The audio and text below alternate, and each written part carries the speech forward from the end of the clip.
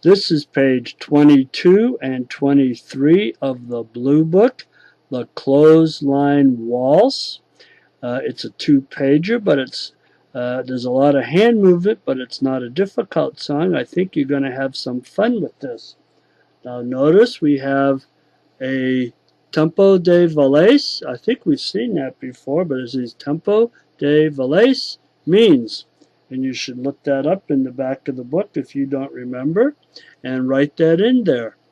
Now, taking a close look at the music, we're going to start with the left hand, then play the right hand in the second measure, then play the left hand in the third measure, and then the right hand in the fourth measure and fifth measure. Now here's where it gets real tricky. Look here at the end of the first line. There's a F clef written here, which means that when we go to the next line, the right hand is going to play with the F clef. And if we look here, we see the bass clef is here, and the note is a D. So we're going to cross our right hand over our left hand and play that D way down low. Then we're going to play two notes with the left hand. And while we're doing that, now notice they put the G clef back in here.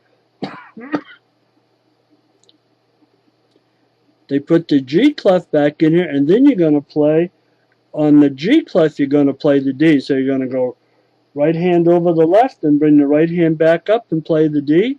You're going to play two more notes with the left hand, and look, they've put the bass clef back in the end of that measure, and then you're going to play the D with the F clef. You're going to go back and play that same note you played before, right hand over the left and play the D.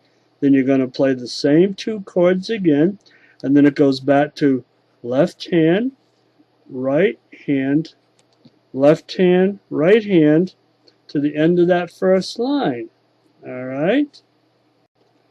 I'm looking at the top of page 23. Our hands are in fairly normal position. Notice our little finger, right little finger, is going to play the A. That would mean our thumb was on the D.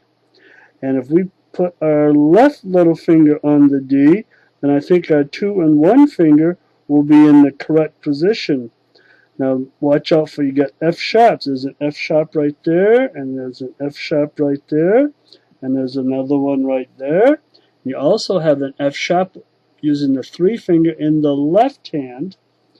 And then when we get to the end of the line, if we look real close, we're going to see that we have a C sharp, our 2 finger.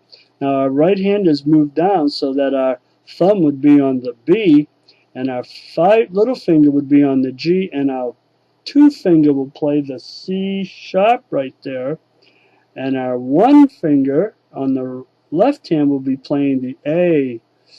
And that would mean, once again, that our little finger would be on the D. So it hasn't moved, but our right hand has moved. And then in the second line, we play the 4-1. Remember, we've got to have to watch out. Now the 4 and the 1, that wouldn't normally you'd play the 1 and the 3, but they're saying 4-1, and our 4 finger will play on the F sharp, and then our 5 finger will go back to where it was at the start, up to the A. A lot of hand movement in this song. We're going to have to take this very slowly up to the A, and then when we get down to the third line next to the last measure, we're back to playing left hand, right hand, left hand, right hand, and then we get the 2 finger, the right hand crossing over the left hand, and then back up to the G, the treble clef, and then back down to the F clef, the bass clef, and then back up, similar to what we did before. So lots of things to be looking for here.